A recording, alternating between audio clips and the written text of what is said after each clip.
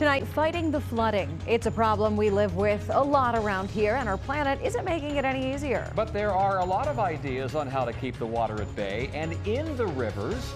That's just what people in one local city are talking about. Good evening and thank you for joining us. We begin tonight with something that many of us worry about as the climate changes and the area sinks: flooding. There's a lot of talk about what to do, but the doing part is expensive and takes a long time to accomplish. Regardless of the cost or timeline, we deal with high water in our neighborhoods throughout the year.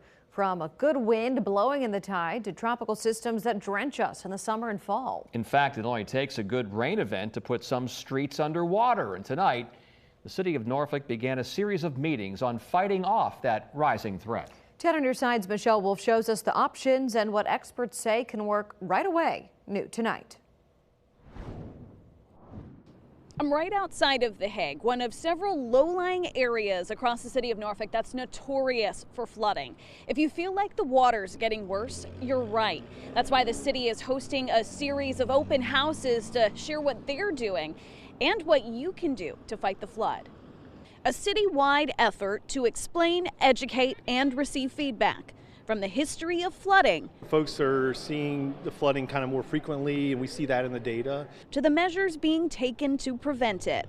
You know, we're trying to tackle it from all of the different angles. Initiatives like coastal storm risk management, a $2.6 billion project made up of storm surge barriers, 9 miles of flood walls, 11 tide gates, and 10 pump stations to decrease Norfolk's flood and storm damage risk, and the St. Paul's Blue Greenway to treat and store stormwater runoff.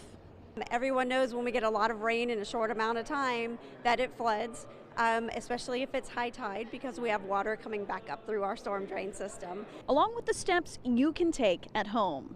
Keeping yard debris out of the curb line, grass clippings, scooping the poop in your own yard, or preventing stormwater pollution from fertilizers going into the storm drains, because anything that goes into our storm drain ends up directly in our rivers. And how to navigate floodwaters with the Waze app, or where to evacuate ahead of a hurricane. So we've tried to cover the whole spectrum of projects for the city.